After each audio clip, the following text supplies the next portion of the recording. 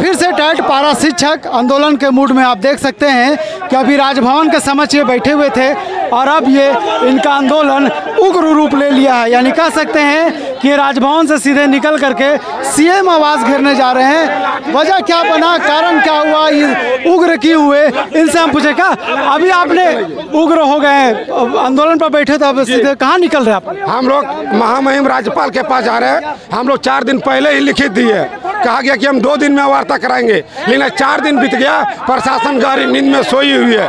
तो हम लोग अब उनका सीधा आवास जाएंगे और आवास जाकर खुद हम लोग न्याय मांगेंगे कि हम लोग के साथ न्याय करिए। पिछले 6 दिनों से लगातार ये इसी स्थान पर बैठे हुए थे और इन्होंने राजभवन के समक्ष एक पत्र भेजा था और राज्यपाल से मिलने की सिफारिश की थी, लेकिन अभी तक उस पत्र का जवाब नहीं आया। जब इनका सब्र का बांध टूटा, ये सीधे जहाँ पे ये धरने पर बैठे थे वहाँ से सीधे निकल करके ये राजभवन के समझ जाने का काम करते हैं। देखिए, हम लोग पिछले 6 दिन से यहाँ बैठे हुए हैं, लेकिन जो यहाँ मजिस्ट्रेट साहब है वो हम लोगों को जो है सीएमओ ऑफिस तक नहीं पहुँचने दे रहे हैं और इनको कह रहे हैं हम लोग कि आप सीएमओ ऑफिस से बात करिए, बात करिए। हम आपको दिखा रहे कि किस तरह से पुलिस यहाँ पे इसे पीछे करने की बात कर रहे हैं। देखिए तो देखिए अचानक इनके पास जो पुलिस पहुंच रहे हैं और पुलिस के द्वारा इनके लाठी चार्ज करने की बात कही जा रही है। आप देख सकते हैं कि किस तरह से अनशन पे बैठे आंदोलनकर्मी जब अपनी बात को मनाने के लिए जब ये राजभवन की तरफ निकले थे तो राजभवन जैसे ही इन्होंने बैरिकेडिंग को तोड़ना शुरू कर दिया और सामने से आई पुलिस ने इसे रोकने की कोशिश करी। आप देख सकते हैं कि किस तरह से पुलिस इसे लगातार रोकने का प्रयास करे। देखिए किस तरह से ये पारा शिक्षक टेट जो पारा शिक्षक कर्मी है लगातार बैरिकेडिंग को तोड़ने का यह प्रयास कर रहे हैं और कहीं ना कहीं कह सकते हैं कि लगातार पिछले 6 दिनों से ये आंदोलन कर रहे थे। जब इनके समझ कोई सरकार के मुलाजिम नहीं पहुंचे तो ये लगातार उग्र हो गए और उग्र होने के बाद इन्होंने यह कदम उठाया और अंत में जाकर के ये सीधे बैरिकेडिंग को तोड़ते हुए नजर आ रहे हैं। हम आपको दिखा रहे हैं तस्वीरों में कि किस तरह से ये भारत की झंडा, देश की झंडा अपने हाथों में लेकर के ये सीधे राजभवन की ओर बढ़ने का प्रयास कर रहे हैं, जिसे पुलिस ने अभी फिलहाल तो रोक रखा है, लेकिन कहीं कह सकते हैं कि कुछ ही दिनों में कह सकते हैं कि कुछ ही देर में ये अब बैरिकेडिंग को तोड़ देंगे और सीधे निकलने का प्रयास करें। देखिए ये बैरिकेडिंग को तोड़ दिया और पुलिस सीधे इनके पास घुस गई है। अब सीधे पुलिस से वार्ता हो रही है, क्या बात हो रही है हम आपको ये भी सुनाने का प्रयास करेंगे कि किस तरह से लगातार पिछले दिनों जब ये अपनी मांग को लेकर के धरने पर बैठे थे तो पुलिस इनसे मिलने तक नहीं आई थी, पूछने तक नहीं आई थी। और जब इन्होंने बैरिकेडिंग को तोड़ना शुरू कर दिया तो पुलिस इसे आकर के रोक रही है।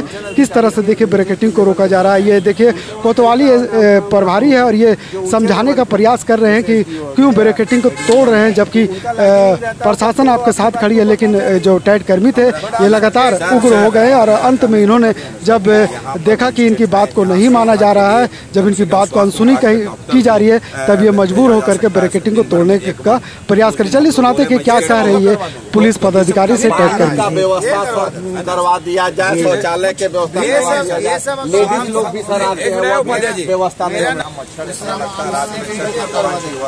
सर इम्पोर्टेंट है हमारा विषय वहाँ तक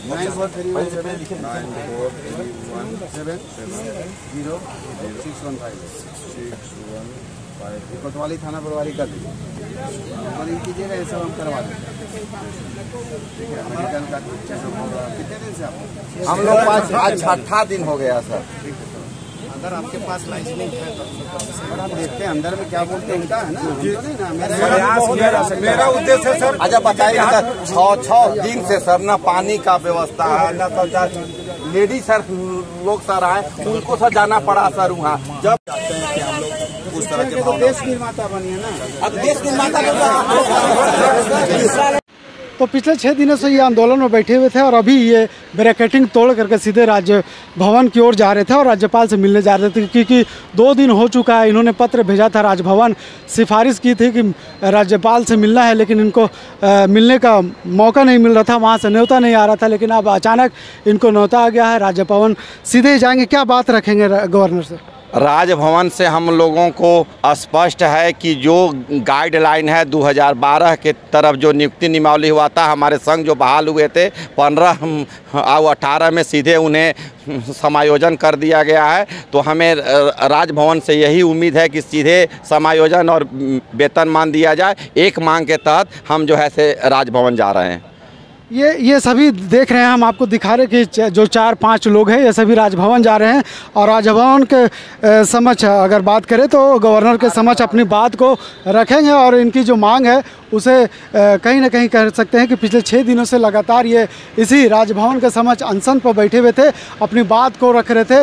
इनकी बात को अनसुनी करी जा रही थी, इनकी बात जो ये रख रहे थे इसे सरकार के मुलाजिम नहीं पहुंच पा रहे थे इनके तक, तो इन्होंने गवर्नर हाउस में एक चिट्ठी भेजी थी, जिसका आज चिट्ठी का जब जवाब आया कि 4 आदमी को बुलाया है, 3 आदमी को, और ये सीधे राजभवन जा रहे हैं, गवर्नर के पास जा रहे हैं, अपनी बातों को रखेंगे। क्या कहेंगे सर, क्या बातें होगी?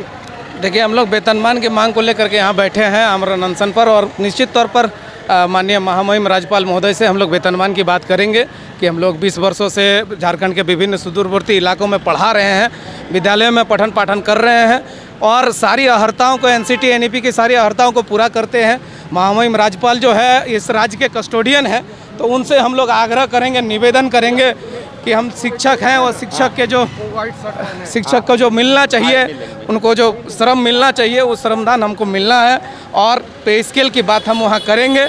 निश्चित तौर पर हमें आशा है एवं पूर्ण विश्वास है कि राज्य के कस्टोडियन होने के नाते महामहिम राज्यपाल हमारी बातों को सुनेंगे और हमारे विषय पर सकारात्मक पहल करेंगे। आपने देखा कि जब ये अनशन तोड़ करके सीधे बैरिकेडिंग तोड़ करके राजभवन जब ये आ रहे थे तो इन्हें पुलिस ने रोका और किस तरह से लाठीचार्ज करने की बात कर रहे थे, लेकिन जब ये अपनी समस्याओं को पुलिस पदाधिकारी के समक्ष रखे तो उन्होंने जब बात हुई, वार्ता के बाद ये सीधे गवर्नर हाउस जा रहे हैं। और हम कह सकते हैं कि मजिस्ट्रेट जो नियुक्त किए गए थे वो मजिस्ट्रेट भी हमारे साथ मौजूद है। सर, क्या बात हुई अभी तक?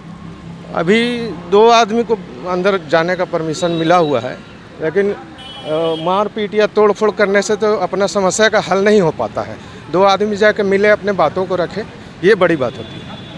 क्या कहेंगे कि पिछले 6 दिनों से ये बैठे हुए थे और इनका आरोप है कि अभी तक सरकार की तरफ से कोई अधिकारी मिलने नहीं आए हैं, ना ही जो व्यवस्था देनी चाहिए थी आंदोलनकर्मी को वो व्यवस्था दे पाए? देखिए, ये तो सरकार को हम मेरा उतना है नहीं पावर कि हम सरकार को कुछ, सिर्फ ज्ञापन ही दिया जा सकता है, उनको आदेश तो कोई देने लायक है नहीं।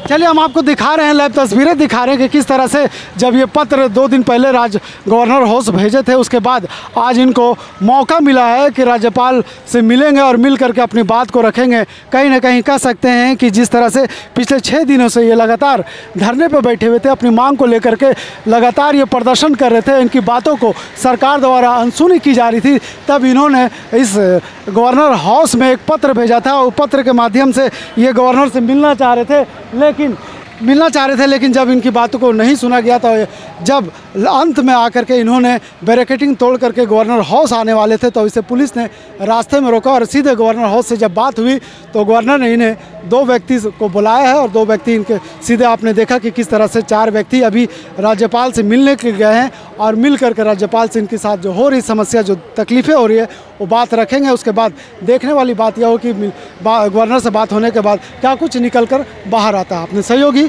मुकेश के साथ नौशाद, लाइव इंडिया, रांची।